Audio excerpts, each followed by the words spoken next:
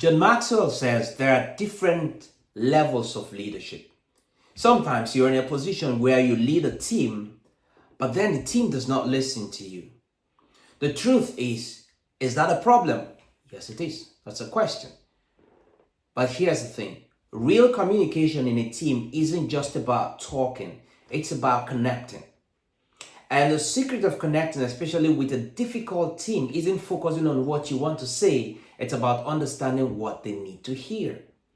So if you have a team that you think, oh, my team is difficult. In this presentation, I'll show you how to shift the conversation from just correction to connection. More often than not, what business leaders or team leaders do is they want to correct. And then we're going to look at how you can turn your toughest and sometimes uncooperative team into your strongest allies. Hey, if you're meeting me for the first time, my name is Stallone-Obaraemi Samuel, a keynote speaker, public speaker, a coach, mentor, and my sincere desire for you is that you become a better version of yourself. And that's why this channel is focused on helping you to dive deep into your power of communication, to help you to be influential wherever you find yourself, build powerful connections. And so if you're here to elevate your influence and to lead with confidence wherever you are, to stand out, now this is the place. And today we'll be talking about how do you deal with a difficult team. As a senior manager, you are no stranger to challenges when it comes to leading teams. Yes, if you're watching this video and you're a senior manager, you're not a stranger to that. That's one of the biggest hurdles, if you'd agree with me. Communicating effectively with a difficult or disengaged group can be a pain in your neck. So what's a traditional approach? We speak to correct, we direct, we even impress. All of that, they fall flat. Instead, the key to transforming difficult team dynamics lies in one simple but powerful principle, and that's the principle of connection. When you hit that shift, when you are able to shift from the point of correcting to the point of connection, when you move the focus away from yourself and you put it on your team, a breakthrough happens. In this presentation, we would explore how you as a senior leader in your business or in any business you work with, you can not only improve your communication, but also foster deeper connections with your team, turning the challenges that you experience into opportunities for collaboration and success. So we are going to look at the following. We're going to look at shifting, how you can shift from correction to connection, how you can understand common communication barriers, answering the key questions from your team and how that impacts your leadership. And we're also going to look at a few practical steps that you can use to get your team on the agenda and make the agenda theirs instead of just making it yours. So let's look at connecting.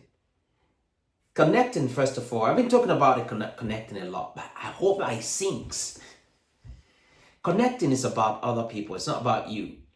The biggest barrier to connecting with others is thinking about ourselves, thinking that we are the center of the conversation. What effective leaders do is they're teachers, they're communicators, but at the end of the day, they focus on others. They do not focus on impressing people. They focus on helping people to grow. People always will ask this question, do you care about me? Do you see me? The shift in perspective is really important in this case. If you will first help people get what they want, according to Zig Ziglar, they will help you get what you want. So focus on connecting and not correcting. That's the shift. Try that. By the time you go to work tomorrow or maybe next Monday, try that. Focus on connecting rather than correcting. Let me tell you a simple story about how connecting actually brings down walls. I was on the phone some time ago. That was before this recording. It's like 2 months ago. I was on the phone with an energy company in the UK. And I've been there for like 35 minutes and we kept talking. They kept passing me from one customer service person to another. And it was really frustrating. Then they told me they were going to pass me on to someone else, and I was ready. I had it up to this point. I was waiting for that person to come. I was losing my patience. The person picked up the phone and said, "My name is Olajumoke." Now that's a name that I'd recognize because I'm from Nigeria and it's a familiar name.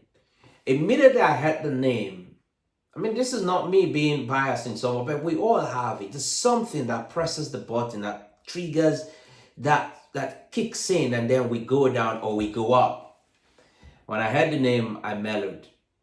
And then we started talking. And when she also figured I was Nigerian, she just said, so how have you been? I mean, in a colloquial language, how you did? And I said, I do. You people are frustrating me. I said, no vex, no vex. Then she switched back to English. And at the end of the day, we sorted the challenge. We spent another 20-25 minutes, but I wasn't that impatient again. What am I trying to say in this story?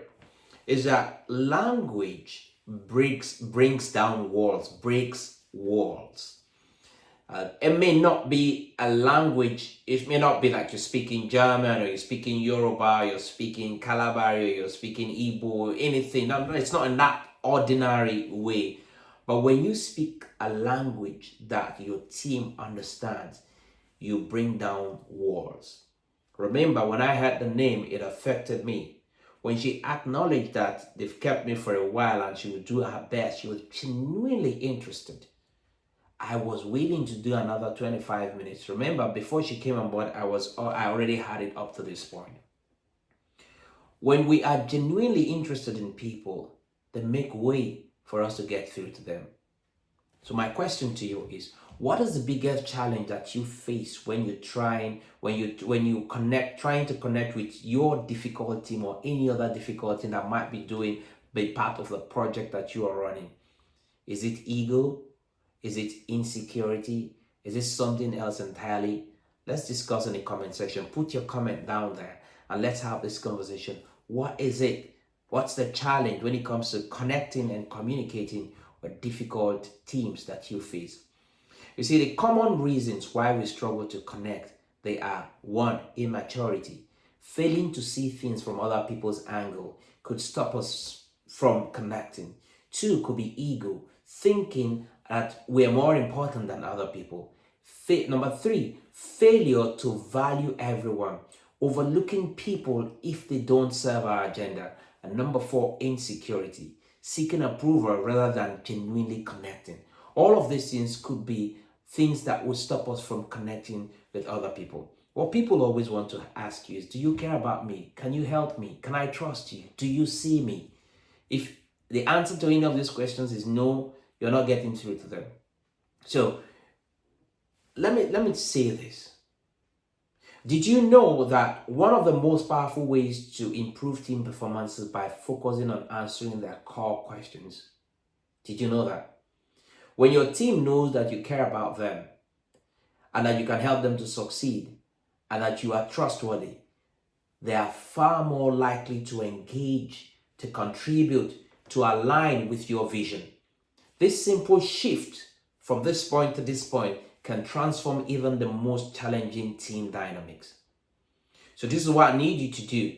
I need you to go back and put these things that we've discussed into action. And listen, if you found this tip that we've shared with you thus far valuable, and you want more insight on improving communication and connecting with your team, please give us a thumbs up and also help this channel to grow. Find someone that would need this video, a team leader, somebody in your business that might need this, and share it with them. Make sure that you get people on your agenda. Make the agenda theirs. Focus on adding value to others. Do not focus on shining. Focus on creating leaders. Don't focus on being the leader like up there. Focus on being the guy who creates other leaders. And I tell you, boom, the shift will happen. If you want to learn more about impactful leadership, check out our earlier video that we've made. It's entitled Lessons in Leadership, How I Saved an Employee from Getting Fired. You'll see the link in the description. It's a powerful story of turning a challenging situation into success. And I'd encourage you to take a look at it. It's my story, how I was able to help another employee back in the day, a couple of years ago, instead of just going with the bandwagon. And you would surely learn a couple of things from that. Here's the takeaway. Before we go off, here's the takeaway. Shift from correction to connection. Overcome common barriers. Learn. Don't allow ego to stop you. Do not get buried in the well of insecurity. Do not always think that if people are not towing your path, then they are if failure to see things from people's perspectives would make it very difficult for you to turn around your difficult team. Maybe that's why your team is even difficult. Learn to answer their questions. If something is of concern, do not gloss over it. Do not push it aside. Show that they are important to you. Align with your team's agenda. Make the agenda theirs. And before I leave you, I want to leave you with this message. Remember, leadership isn't about speaking louder. It's more about listening deeper. Now, when you make the effort to connect with your team, you not only elevate their performance, but you also inspire loyalty and trust. Lead with empathy, please. Lead with empathy and watch your team flourish. You would see this is a given. You will see how this works. So please do not forget to hit the notification bell, subscribe to this channel, and make sure that you share this video. If you think it might help one or two persons in your team, in your family, in your circle of friends, then please do that. Don't keep it to yourself. There's more happiness in giving than there is in receiving.